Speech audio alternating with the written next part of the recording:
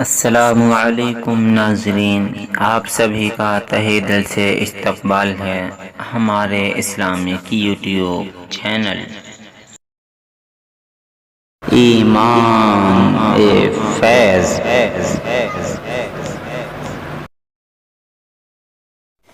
بسم اللہ الرحمن الرحیم۔ سبھی بھائی ایک مرتبہ درود پاک پڑھ لیں۔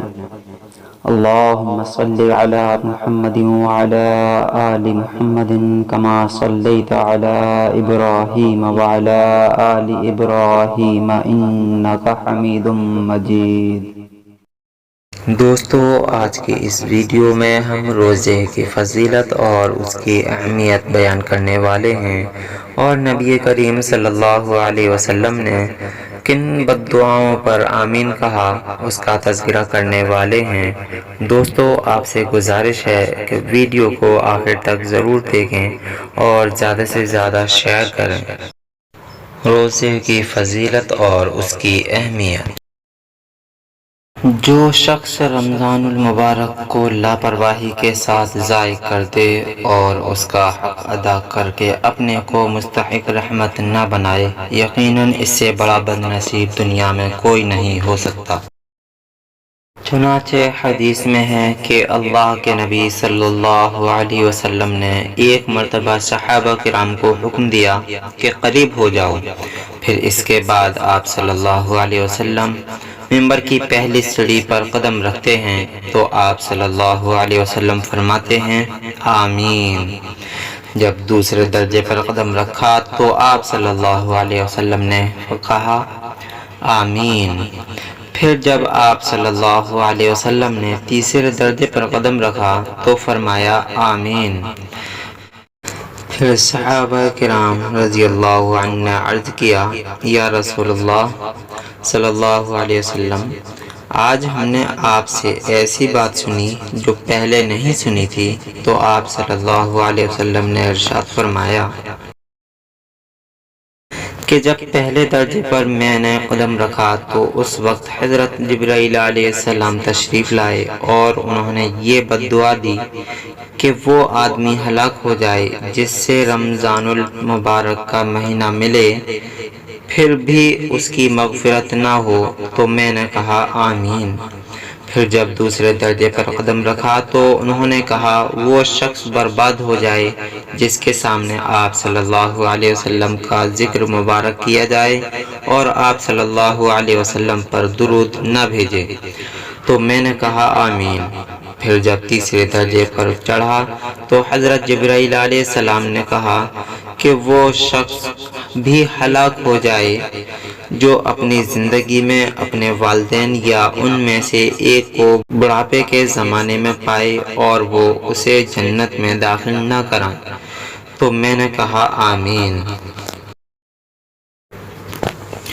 امت مسلمہ کے نوجوانوں، افسوس ہے کہ آج رمضان المبارک کی قدردانی میں بڑی کوتاہیاں پائی جا رہی ہیں، اور اس کا اظہار کرتے ہوئے بڑی شرم آتی ہے کہ تمام تر سہولیات کے باوجود ہمارے معاشرے میں بلا عذر روزہ خوروں کی ایک بڑی تعداد پائی جاتی ہے۔ رمضان کے دنوں میں گلی اور محلوں میں چائے کے ہوٹل کھلے نظر آتے ہیں اور برسرعام ماہ رمضان کی توہین کی جاتی ہے۔ رمضان المبارک کی راتیں عبادت میں کم، سیر و تفریح اور گپ شپ میں زیادہ صرف ہوتی ہیں، اور جوں عید کا زمانہ قریب آتا ہے، رمضان المبارک کا آخری عشرہ اپنے تمام تر رحمتوں کے ساتھ سایہ فگن ہوتا ہے۔ تو مسجدوں کے بجائے بازاروں کی رونق بتدریج بڑھتی چلی جاتی ہے، اور کیا مرد، کیا عورتیں، کیا جوان اور کیا بوڑھے سب رمضان المبارک کی برکتیں سمیٹنے کے بجائے عید کی تیاریوں میں مدہوش ہو جاتے ہیں۔ شہر ہو یا دیہات ہو، سب جگہ یہی ماحول نظر آتا ہے۔ یہ بات بہت قابل توجہ ہے کہ ہمیں اس پر غور کرنے کی ضرورت ہے۔ آج کے نوجوان حضرات بھی رمضان المبارک کی راتوں میں اپنے موبائل وغیرہ کے ذریعے جوا کھیلنے میں مگن رہتے ہیں، اور ہمارے بزرگ حضرات وہ بھی ٹی وی دیکھنے اور لغو کاموں میں اپنا وقت ضائع کرتے رہتے ہیں۔ اور رمضان المبارک کا جو ہر منٹ قیمتی تھا، اللہ کے قریب ہونے کے لیے کافی تھا، اللہ سے مغفرت کروانے کے لیے کافی تھا، ہم اسے ضائع کر رہے ہیں۔ اللہ سے دعا کریں کہ اللہ تعالی ہمیں صحیح توفیق عنایت فرمائے، اللہ ہمارے دلوں کو عبادت کی طرف پھیر دے، اللہ ہمارے ذریعے سے مسجدوں کو آباد فرمائے۔ روزے کی اہمیت۔ روزہ ضبط نفس اور روح کی بالادگی کے لیے خاص طور پر مفید اور مؤثر ہے۔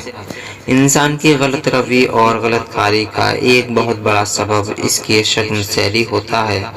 جب پیٹ خالی ہو تو کمر بھی خمیدہ ہوتی ہے اور گردن بھی جھکی ہوئی۔ اسلام نے روزے کو فرض قرار دے کر نفس کی اس دکھتی رگ پر ہاتھ رکھا ہے۔ حضور صلی اللہ علیہ وسلم نے فرمایا، روزے ڈھال ہیں۔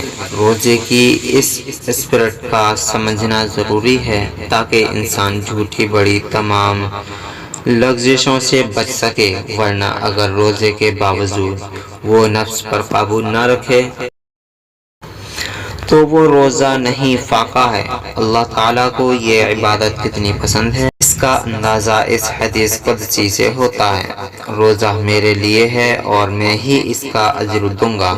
اور علامہ ابن قیم رحمۃ اللہ علیہ فرماتے ہیں کہ روزے کے اندر ظاہری اعضاء اور باطنی قوتوں کی حفاظت کرنے کی عجیب تاثیر پائی جاتی ہے۔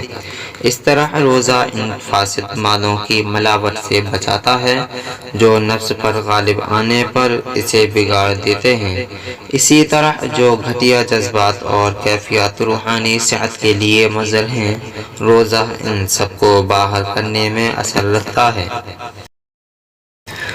نیز روزہ دل اور اعضاء و جوارح کی صحت مندی کا محافظ ہے۔ جو نفسانی خواہشات کے ہاتھوں صلاحیتیں ضائع ہوتی ہیں، ان کو روزہ واپس لے آتا ہے۔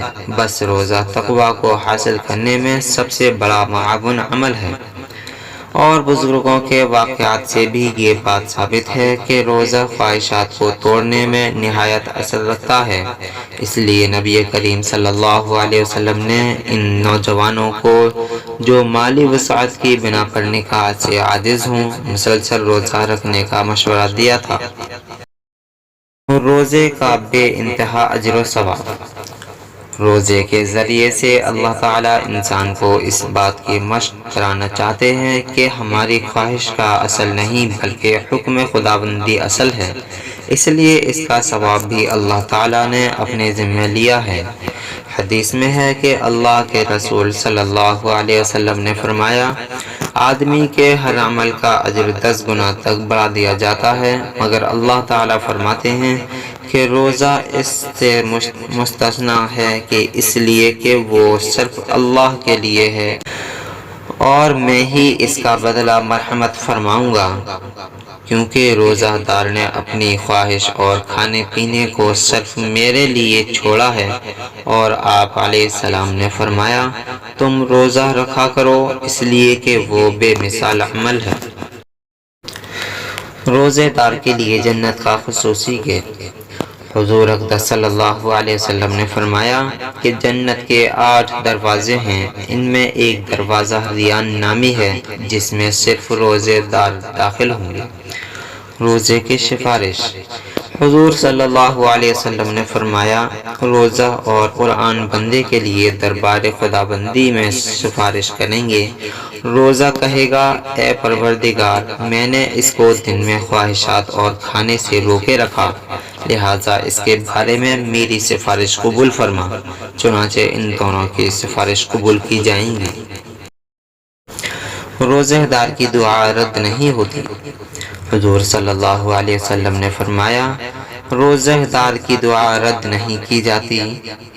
اور ایک حدیث میں ہے، روزہ دار کی افطار کے وقت کی دعا رد نہیں ہوتی۔ روزے کی حالت میں ناجائز امور سے اجتناب لازمی۔ حضور صلی اللہ علیہ وسلم نے فرمایا، جو شخص جھوٹی بات اور ناجائز کلام کرنا اور اس پر عمل کرنا نہ چھوڑے تو اللہ تعالیٰ کو اس شخص کے کھانے پینے کو چھوڑنے کی کوئی ضرورت نہیں۔ روزے کی حالت میں غیبت سے اجتناب لازمی۔ حضور صلی اللہ علیہ وسلم نے فرمایا، جو شخص لوگوں کے گوشت کھاتا رہا یعنی غیبت کرتا رہا تو اس نے گویا روزے ہی نہیں رکھا۔ روزہ جہنم سے ڈھال ہے۔ حضور صلی اللہ علیہ وسلم نے فرمایا کہ روزہ ایسی ڈھال ہے کہ جس سے بندہ جہنم سے بچاؤ کرتا ہے۔ روزہ گناہوں کا کفارہ ہے۔ حضور صلی اللہ علیہ وسلم نے فرمایا، جو شخص رمضان کا روزہ رکھے اور اس کے حدود کی رعایت رکھے اور جن چیزوں کی نگہداشت کرنی چاہیے ان کی نگرانی کرے تو اس کے گزشتہ معاصی کا کفارہ ہو جائے گا۔ روزے سے تندرستی میں اضافہ۔ حضور صلی اللہ علیہ وسلم نے فرمایا، روزہ رکھو صحت مند رہو گے۔ روزہ بدنی کی زکوٰۃ ہے۔ حضور صلی اللہ علیہ وسلم نے فرمایا، روزہ آدھا صبر ہے اور ہر چیز کی زکوٰۃ ہوتی ہے اور بدن کی زکوٰۃ روزہ ہے۔ ان تمام روایات کی روشنی میں ہمیں اپنے کردار کا جائزہ لینا چاہیے اور روزے کو ہر طرح کے قولی عملی گناہ سے محفوظ رکھنے کی فکر کرنی چاہیے۔ اللہ ہم سب کو صحیح سمجھ بوجھ عطا فرمائے، آمین۔ اللہ تعالی ہم سبھی کو کہنے سننے سے زیادہ عمل کی توفیق عطا فرمائے، آمین۔ وآخر دعوانا الحمدللہ رب العالمین۔ اگر آپ سبھی بھائی کو ہماری یہ ویڈیو پسند آئی ہے تو ہمارے چینل کو سبسکرائب کریں، بیل آئیکن بٹن کو ضرور دبائیں جس سے کہ ہمارے ہر آنے والی نئی ویڈیو کی نوٹیفیکیشن آپ تک سب سے پہلے پہنچ سکے۔ ویڈیو کو لائک، کمنٹ اینڈ شیئر کرنا نہ بھولیں۔ السلام علیکم ورحمۃ اللہ وبرکاتہ۔ اللہ حافظ۔